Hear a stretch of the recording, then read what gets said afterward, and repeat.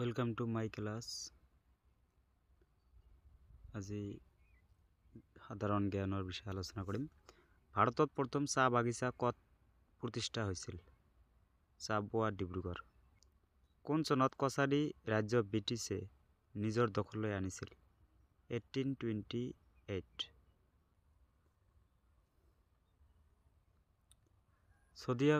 শদিয়া খোৱা গোহাঁই আছিল frontier officer. তলৰ সাহিত্যিকৰ ভিতৰত কোচ ৰজা নৰনাৰায়ণৰ পৃষ্ঠপোষকতা লাভ কৰা নাছিল? মাধৱ কান্দালি।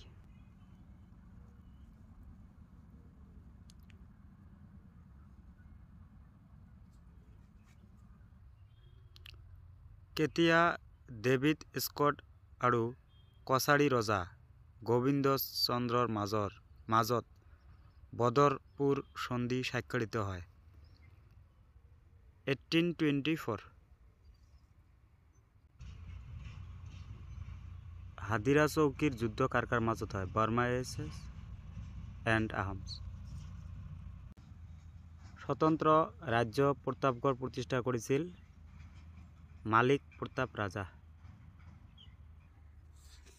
আহোমৰ দিনত ৰাজ্যৰ বনজ সম্পদ চোৱাচিতা কৰিবলৈ দুজন বিষয়া নিযুক্তি দিয়া হৈছিল। তেওঁলোক আছিল হাবিয়াল বৰুৱা আৰু কাটকাটীয়া বৰুৱা। আহোমৰ ৰাজত্বকালত সিংহাসনৰ উত্তৰাধিকাৰীজনে যি পদত অধিষ্ঠিত হৈছিল সেই পদটোক ডেছ বুলি কোৱা হয়? চেৰেঙীয়া ৰজা।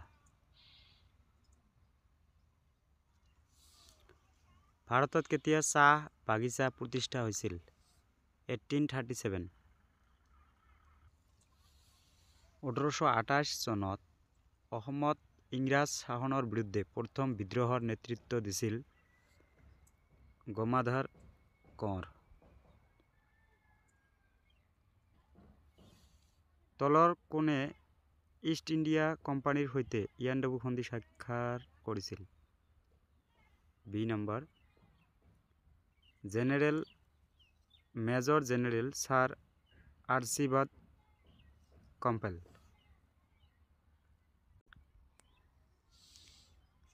ভাগৰাজ ডাকনাম ৰজাৰ আছিল চুৰামফা। ডেছৰ সময়ছোৱাত ৰংঘৰ নিৰ্মাণ কৰা হৈছিল? প্ৰমোদ সিং। কেতিয়া প্ৰথম এংলো বাৰ্মিজ যুদ্ধ হৈছিল?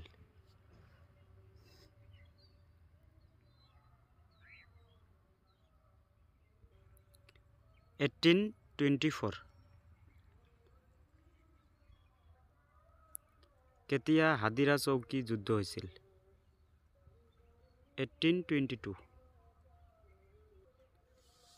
পুৰুষোত্তম বিদ্যা বাগীশ্বৰৰ দ্বাৰা সংকলিত ৰত্নমালা হৈছে গ্ৰামাৰ। কিহৰ ওপৰত আহোম শাসকসকলে এঠাইৰ পৰা আন ঠাইলৈ যাত্ৰা কৰিছিল? অন-স্বিং। আহোম ৰাজত্বকালত ব্যৱহৃত মুদ্ৰাসমূহ ডেছ নামেৰে জনাজাত? টাক্কা।